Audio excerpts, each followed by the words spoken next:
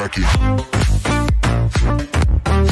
Good এবং well এই দুটি ওয়ার্ডের বাংলা অর্থ হলো ভালো, কিন্তু দুই ভালোর মধ্যে আসলে পার্থক্যটা যে কি তা কিন্তু আমরা খুব ভালো করে বুঝি না। আর তা বুঝিয়ে দিতেই গ্রামার ওয়ার্ল্ডের দ্য ডিফারেন্সে আজকের আলোচ্য বিষয় হলো গুড এবং ওয়েল এর মধ্যে পার্থক্য।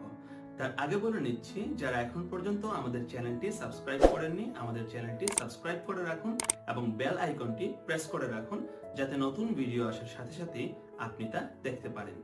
সো আমরা আমাদের টপিকে ব্যাক করি। প্রথম কথা হচ্ছে, গুড মানে হচ্ছে গিয়ে ভালো, আর ওয়েল মানে হচ্ছে ভালো, মাঝে মধ্যে তার অর্থ হয় ভালোভাবে। যেমন হি স্পিক্স ওয়েল, সে ভালোভাবে কথা বলে। আর আমি যদি বলি he is a good boy, সে একটা ভালো ছেলে। তো দেখা যাচ্ছে এই জায়গার মধ্যে he is a good boy, এখানে ভালোটা আসলে কাকে ভালো বলছে? বয়কে বলছে। বয় একটা নাউন।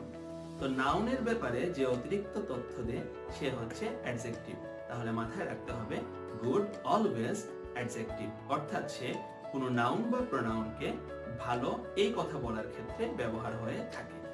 আর প্রথমে আমি যে বাক্যটি বলেছিলাম সেটি ছিল হি স্পিক্স ওয়েল, সে ভালোভাবে কথা বলে। এখন এই যে ভালো, ওয়েল, এই ভালোটি আসলে কাকে ভালো বলছে? তাকে ভালো বলছে না তার কথা বা তার স্পিকিং কে ভালো বলছে? হ্যাঁ, স্পিকিং কে ভালো বলছে। তো স্পিক যেহেতু একটি ভার্ব, তাহলে ভার্বকে যে মডিফাই করে সে হচ্ছে একটি অ্যাডভার্ব। তাহলে ওয়েল হলো একটি অ্যাডভার্ব। এবার আরো সিম্পল একটি এক্সাম্পল দিচ্ছি। Karim is a good runner because he runs well. Karim একজন ভালো রানার কারণ সে ভালো দৌড়ায়। দেখুন, প্রথম বাক্যতে আমি ভালো বলেছি কাকে? রানারকে। রানার একটি নাউন। আমরা জানি লাস্টে যদি ইআর থাকে কোন ওয়ার্ডের, তাহলে সেটা কি হয়? নাউন হয়। তাহলে নাউনকে যখন আমরা ভালো বলবো, সেই ভালোর ইংরেজি হচ্ছে গুড।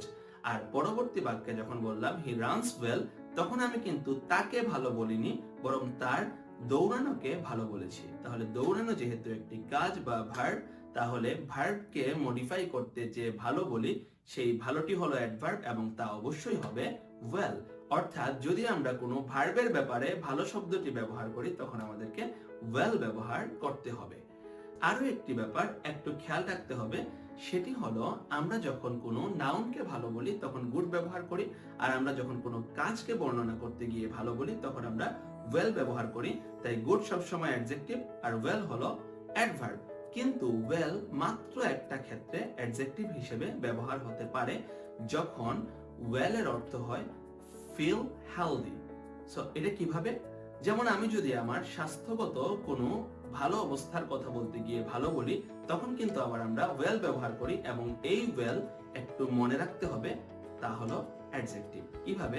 যেমন একটি বাক্য বলছি, I was not feeling very well yesterday. আমি গতকাল খুব ভালো অনুভব করিনি।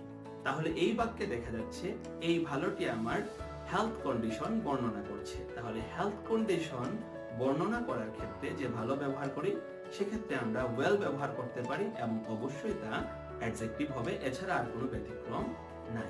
ভিউয়ার্স, এখন আমরা যে কাজটি করব, গুড এবং ওয়েল রিয়েল লাইফে কিভাবে ব্যবহার করা হয় তা বোঝার জন্য যথারীতি আমরা মুভির ক্লিপস দেখে নিচ্ছি। Leaving Santa. Look, I'm not very good with this holding hand thing. I'm not very good with this holding hand thing. Sorry to pull you off the course at such short notice. Your instructors tell me you're doing well. Your instructors tell me you're doing well.